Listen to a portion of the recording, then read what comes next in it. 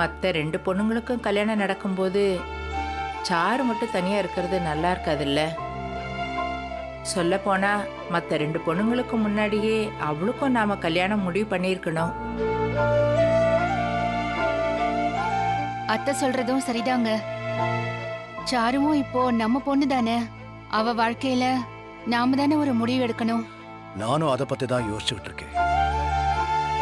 அதுக்கு ஒரு முடிவு எடுத்திருக்கேன். என்ன முடிவுப்பா?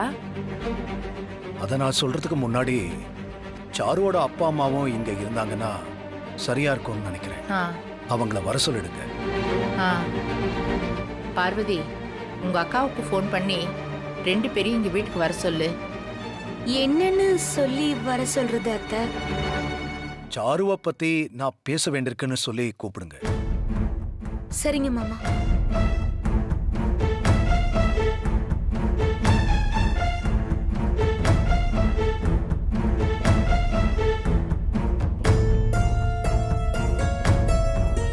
என்ன அண்ணி, இவர் ஏதோ முடிவு எடுத்திருக்கன்னு சொல்றாரு. எனக்கும் அதான் புரியல. ஒருவேளை சாருக்கு ஏதாவது வரன் பார்த்திருப்பாரோ? ஐயோ, அப்படி ஏதாவது நடந்தா நாம நினைச்சது எதுவுமே நடக்காதே. அப்போ உங்களை நீங்க கையில சுட்டுக்கிட்டதெல்லாம் கூட வேஸ்ட் ஆயிடும். இப்போ என்ன நீ செய்யறது? அண்ணன் என்ன முடிவெடுக்கிறாருன்னு முதல்ல தெரிஞ்சுப்போம். அப்புறமா என்ன செய்யறதுன்னு பாப்போம். நீ போய் முதல்ல உன் அக்கா மாமாவை ஃபோன் பண்ணி வர சொல்லு. சரிங்க அண்ணி. சரி.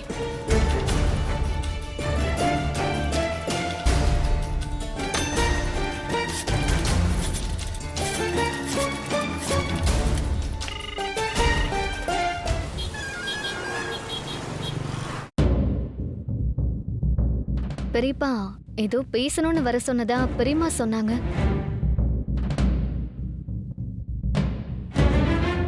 என்னண்ணே, கல்யாண விஷயம் பேசணுமா? ஆமா, கல்யாண விஷயம்தான். கல்யாண வேலையெல்லாம் நடந்துட்டு தானே இருக்கு. பந்தக்கால் நடுறதுக்கு ஏற்பாடு பண்ணியாச்சு. அது விஷயமா தான் மணிமாமா ஆளுங்க கிட்ட சொல்ல போயிருக்காப்ல. நான் கூப்பிட்டது தனா கல்யாண விஷயம் பேசுறதுக்கு இல்ல.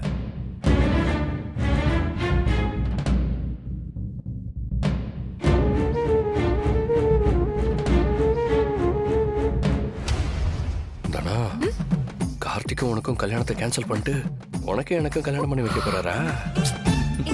கதிர், வாங்க போற பாரு.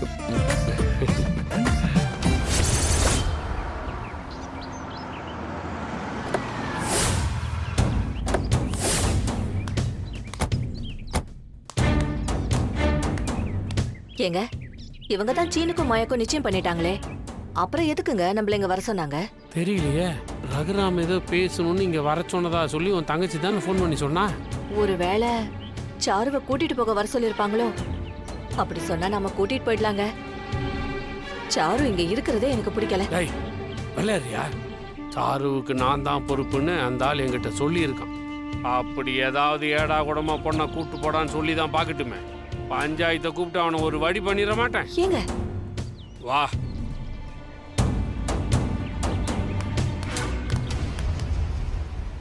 சம்மந்தி, உள்ள வரலாங்களா?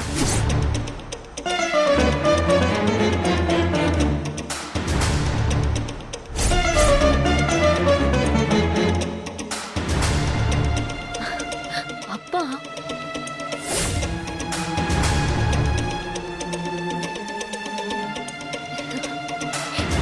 வணக்கங்க. வாங்க. வணக்கம். இங்க பாருங்க, நீங்க எதுக்கு இங்க வரீங்க? ஒரு தடவை சொன்னா உங்களுக்கு எல்லாம் அறிவு வராது. என்னங்க சிவா, வெளில போங்க முதல்ல.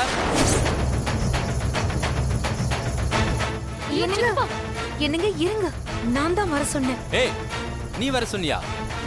என்ன நினைச்சிட்டு இருக்க உன் மனசுல? டேய், இப்ப எதுக்கு அவங்கள சத்தம் போடுற? அண்ணன் சொல்லிதான் பார்வதி அவங்கள வர சொல்லியிருக்கா. அண்ணா, என்னன்னு நீங்க இந்தால நீங்க தான் வர சொன்னீங்களா? ஆமா சிவா, நான் தான் வர சொன்னேன். எதுக்குண்ணே இவங்கள வர சொன்னீங்க? இவங்களால எவ்வளவு அவமானப்பட்டிருக்கோம்.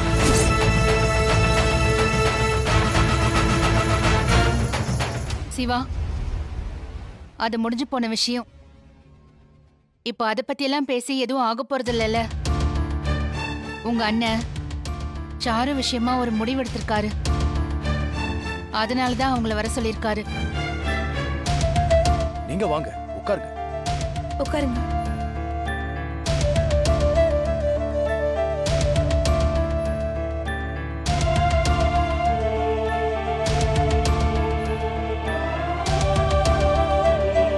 சம்மந்தி ஏதோ பேசணும்னு சொல்லி வர சொன்னீங்களாம். ஆமா, சாருவை பத்தி பேசணும். என்னாச்சு சம்மந்தி? என் பொண்ணு ஏதாவது தப்பு பண்ணிட்டாளா? சாருமா, என்னம்மா பண்ண? ஏம்மா, இவரு உன்னோட வாழ்க்கையவே தன்னோட பொறுப்பா ஏத்துக்கிட்டு உன்னை இங்க தங்க வச்சிருக்காரு. பார்த்து இருக்க வேணாமா? ஏங்க சம்மந்தி,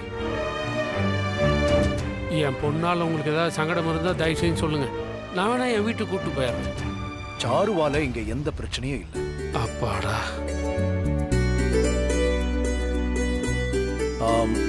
இந்த குடும்பத்தோட மதிப்பு மரியாதையை பத்தி நல்லா தெரிஞ்சுதான் அவ இங்க இருக்கா.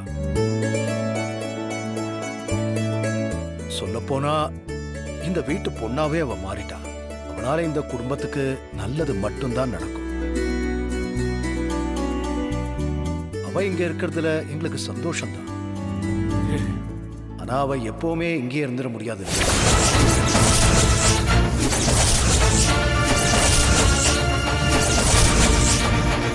அவளுக்கும் ஒரு நல்ல வாழ்க்கையை அமைச்சு கொடுக்கறது எங்களோட கடமை. அதனால அவ வாழ்க்கையில ஒரு முடிவு எடுக்க போறேன். அதுக்கு முன்னாடி அவளை பெத்தவங்க நீங்க, உங்ககிட்டயும் சம்மதம் கேட்கணும்னு தான் உங்களை வர சொன்னேன். என்ன சம்மந்தி நீங்க எங்கிட்ட போய் இதெல்லாம் கேட்டுக்கிட்டு? நான் செஞ்ச தப்புக்கு வேறொரு குடும்பமா இருந்தா என்னை வீட்டுக்குள்ளேயே விட்டுருக்க மாட்டாங்க, என் பொண்ணையும் அவங்க கூப்பிட்டு வந்து வச்சிருக்க மாட்டாங்க. ஆனா நீங்க என் பொண்ணை உங்க பொண்ணாவே நினைச்சிங்க தங்க வச்சிருக்கிறீங்க. அவ வாழ்க்கையில எல்லா முடிவு எடுக்கிற முழு உரிமையும் உங்களுக்கு தான் இருக்கு.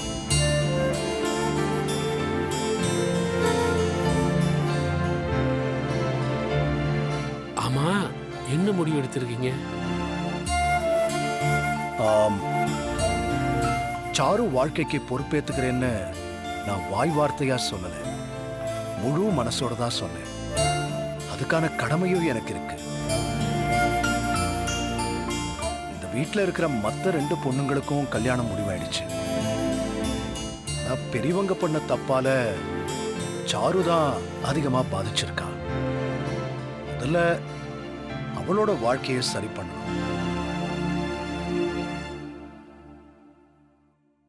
அதனால சாருவுக்கு ஒரு நல்ல வரன் பார்த்திருக்கேன்.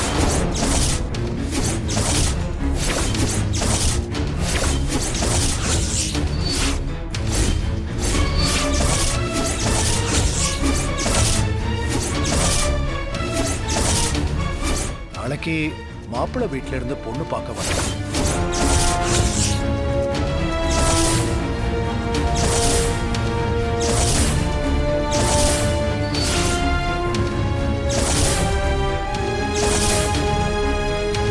இது நல்ல விஷயம் தாங்க. நானும் அப்பவே நினைச்சேன் நீங்க இந்த முடிவு தான் எடுத்திருப்பீங்கன்னு. அப்போ இந்த வீட்ல 3 கல்யாணம் நடக்க போகுதா?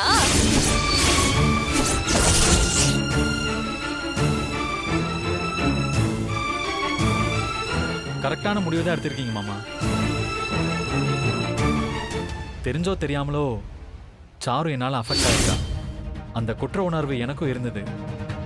ஆனா இப்போ நீங்க எடுத்த முடிவை பார்க்கும்போது எனக்கு சந்தோஷமா இருக்கு மாமா. ஏன் சம்பந்தி, என்ன திடீர்னு இப்படி ஒரு முடிவு எடுத்துட்டீங்க? நல்ல வரன் வருது. ஓ, மரியாதையான குடும்பம். சாருவுக்கு ஏத்த மாப்பிள்ள தான். அவ வாழ்க்கையும் நல்லா இருக்கும். உங்க சம்மதத்தையும் கேட்க தான் வர சொன்னேன். நீங்க என்ன சொல்றீங்க?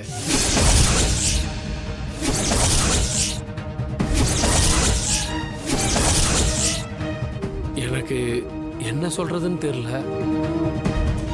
என் பொண்ணு தான் அவளோட வாழ்க்கையை முடிவு பண்ணும்.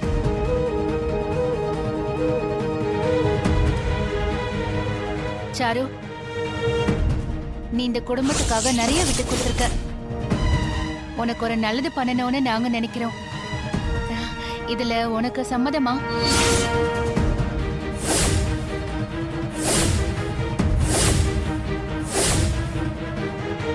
நீ எங்க வீட்டு பொண்ணாவே இருக்கணும்னு தான் எங்களுக்கும் ஆசை. ஆனா என்னைக்கு இருந்தாலும் நீ இன்னொரு வீட்டுக்கு போய் வாழ்ந்து தானே ஆகணும். நீ என்ன சொல்ற?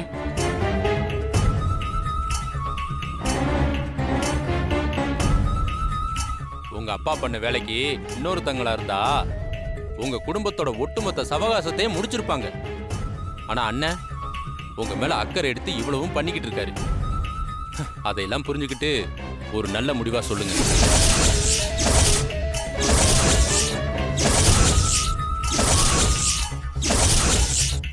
இதுல நான் சொல்றதுக்கு என்ன சித்தப்பா இருக்கு? எனக்கு இந்த குடும்பத்தோட கௌரவமும் மரியாதையும் தான் என்னைக்குமே முக்கியம். அன்னைக்கு நான் சொன்ன மாதிரி பெரியப்பா என் லைஃப்ல என்ன முடிவெடுத்தாலும் எனக்கு சம்மதம் தான்.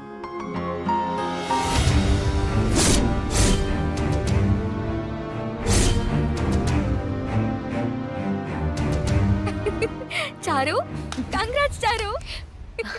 அப்போ நம்ம 3 பேரு கல்யாணமும் நடக்க போகுது. லிங்கம், சம்மந்தி, நீங்க என்ன சொல்றீங்க? என் பொண்ணே இதுக்கு சம்மதம் சொல்லிட்டா. இதுக்கு மேல நாங்க என்ன சொல்ல போறோம்? நீங்க பார்த்து எது செஞ்சாலும் எங்களுக்கு சம்மதம் தான். நல்லது. நாளைக்கு மாப்பிள்ளை வீட்டுக்காரங்களா வர சொல்றேன். நீங்களும் வந்துடுங்க, பேசி முடிச்சிடலாம். சரிங்க. அப்போ நாங்க வரோங்க. வரோங்க. வாங்க. சரிங்க. பார்த்து போயிட்டு வாங்கம்மா. வரந்தாங்க.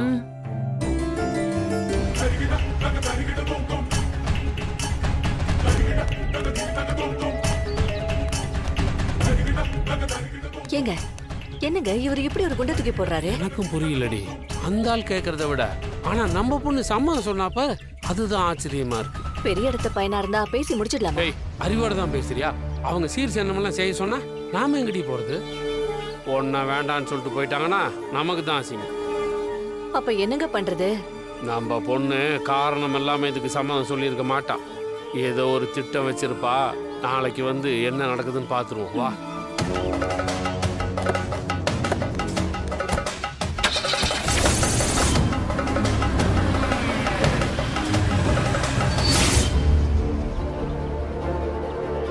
நம்ம நினைச்ச மாதிரி மாமா சாருக்கு மாப்பிள்ள பாத்துட்டாரு. இப்ப என்ன நீ பண்றது? வர வர இந்த வீட்ல எனக்கு மரியாதைங்கிறதே இருக்கிறது இல்ல. அவர் பாட்டுக்கு ஏதாவது ஒரு முடிவு எடுத்துறாரு. நம்ம கிட்ட எல்லாம் இத பத்தி ஒரு வார்த்தை கூட கேட்கல.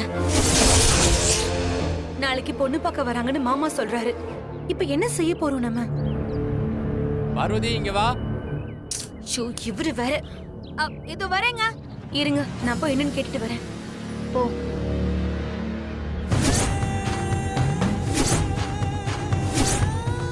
சாரு, அண்ணன் கேட்டப்ப நீயாவது இந்த கல்யாணம் வேண்டான்னு சொல்லிருக்க வேண்டியதானே? நீயும் சீனுவும் கல்யாணம் பண்ணிக்க தானே நாங்க போராடிட்டு இருக்கோம். பாரு, கையில பாயாசத்தை கூட உனக்காக தான் கொட்டிக்கிட்ட. நீ இந்த கல்யாணம் வேண்டான்னு அண்ணன் கிட்ட சொல்லிருக்கலாமே. எப்படி அத்தை சொல்ல முடியும்? பெரியப்பா என் லைஃப்ல என்ன முடிவெடுத்தாலும் எனக்கு சம்மதம்னு நான் சொல்லிருக்கேன். இப்ப போய் உங்க முடிவுல எனக்கு விருப்பம் இல்லைன்னு எப்படி சொல்ல முடியும்? அதுக்கு அவர் சொல்ற பையனை நீ கல்யாணம் பண்ணிக்க போறியா? அப்போ உனக்கு சீனுவை கல்யாணம் பண்ணிக்க வேண்டாமா? அத்தை, இந்த ஜென்மத்துல நான் கல்யாணம்னு ஒண்ணு பண்ணிக்கிட்டா அது சீனுவை மட்டும்தான். இன்னொருத்தன் கையால என் கழுத்துல தாலி ஏறதுக்கு முன்னாடி என் உயிர் போயிடும். ஐயோ, என்ன சாரு, இப்படி எல்லாம் எதுவும் பேசாத. இங்க பாரு, கண்டிப்பா உனக்கும் சீனுக்கும் நான் கல்யாணம் பண்ணி வைக்கிறேன். ஆனா அண்ணன் வேற இப்படி ஒரு முடிவு எடுத்திருக்காரு. இதை தடுக்க ஏதாவது செய்யணும். நாளைக்கு வேற உன்னை பொண்ணு பார்க்க வர போறாங்க. அத்தை, யார் வேணாலும் வரட்டும். ஆனா யார் தடுத்தாலும் நான் நினைச்சதை செஞ்சு காட்டுவேன். சீனுக்கும் எனக்கும் தான் கல்யாணம் நடக்கும். ஏன், அது நாளைக்கே கூட நடக்கலாம். என்ன சாரு சொல்ற? இப்படி ஒரு நாள் வரணும் தான் நானும் காத்துட்டு இருந்தேன். பெரியப்பா எனக்கு கல்யாணம் பண்ணி வைக்க போறேன்னு சொன்ன உடனே நான் முடிவு பண்ணிட்டேன். இந்த சான்ஸை நான் தான் யூஸ் பண்ணிக்கணும்னு. அப்படி என்ன செய்ய போற?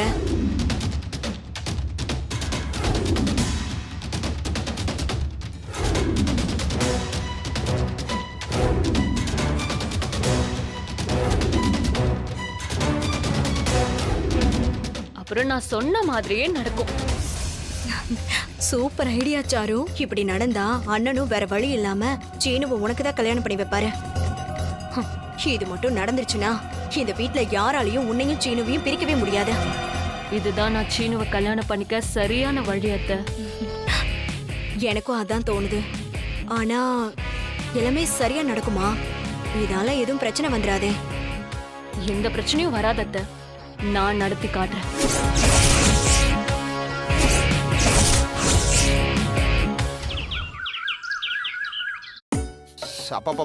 அப்பா, வெயில் காலம் முடிஞ்சு போய் கூட இவ்வளவு சூடா இருக்கே.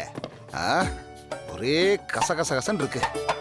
ஏய் பத்மா, பத்மா. என்னங்க இப்பதான் வரீங்களா? ஆமா பத்மா, கடைக்கு போயிட்டு வர்றேன். கடையில வியாபாரம் எல்லாம் எப்படி போகுது?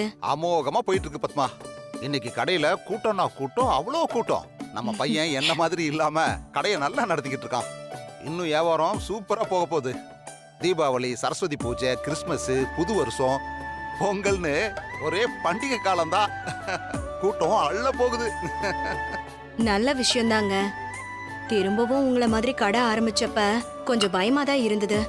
ஆனா இப்ப நீங்க சொல்றத கேட்கும்போது கொஞ்சம் நிம்மதியா இருக்கு. இருங்க, இப்ப தோசை சுட்டு கொண்டு வரேன்.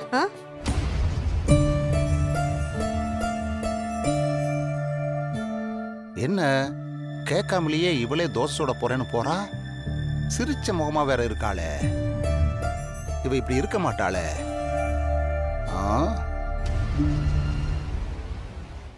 மாமா, வாமா மாயா, வா வந்து உட்காரு. காலேஜ் போயிட்டு வந்துட்டியா? போயிட்டு வந்துட்டேன் மாமா.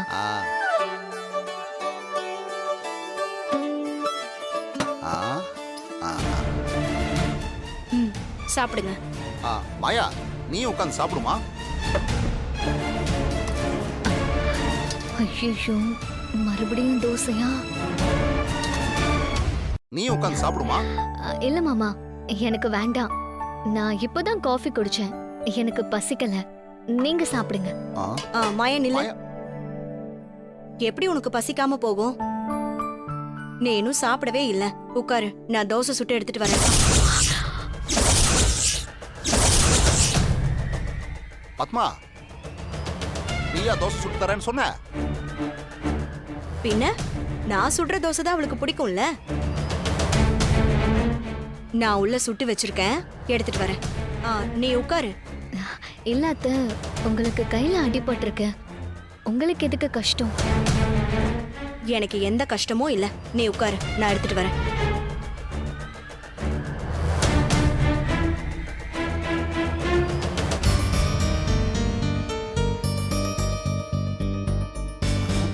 ஆச்சரியமா இருக்குல்ல? என்கிட்ட அத்தை சகஜமா சிரிச்சுதான் பேசுறாங்க மாமா. அப்படியா?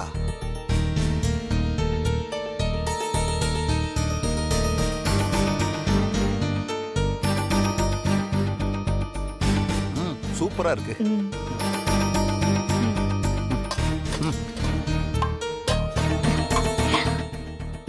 இந்தா சாப்பிடு. தேங்க்ஸ் அத்தை. இதுக்கு எதுக்கு தேங்க்ஸ் சொல்ற? நான் ஊத்திக்கிறேன், சாப்பிடு. சாம்பார் இன்னும் நிறைய ஊத்திக்கோ. உனக்கு நெய் அதிகமா ஊத்தி சுட்டா பிடிக்கும்ல? இரு, நான் அடுத்து முருகலா தோசை சுட்டு கொண்டு வரேன். ஐயோ அத்தை, எனக்கு வேண்டாம். எனக்கு இதுவே போதும். ஒரு தோசை எப்படி பத்தும்? நீ சாப்பிட்டுட்டே இரு, நான் எடுத்துட்டு வரேன்.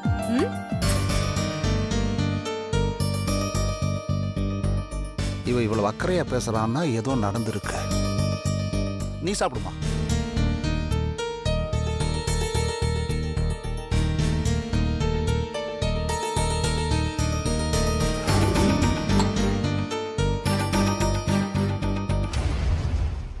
என்னங்க அதுக்குள்ள எந்திரிச்சிட்டீங்க? போதுமா? போதுமா, வயிறு நிறைஞ்சிருச்சு. மாயா, நீ சாப்பிடுமா?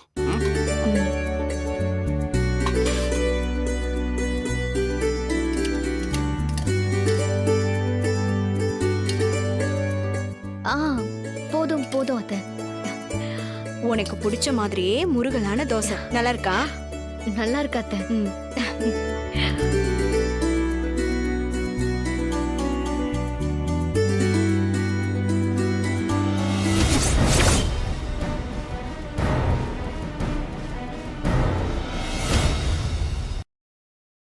ஆ அப்பா ம்? நான் கடைக்கு தான் போறேன். ஸ்டாக்லாம் வந்துருச்சுல்ல? அதெல்லாம் வந்து நான் குடோனுக்கு அனுப்பிச்சிட்டேன். அதை சரி. விடுறா, உங்க அம்மா என்ன இன்னைக்கு ரொம்ப சந்தோஷமா இருக்கா?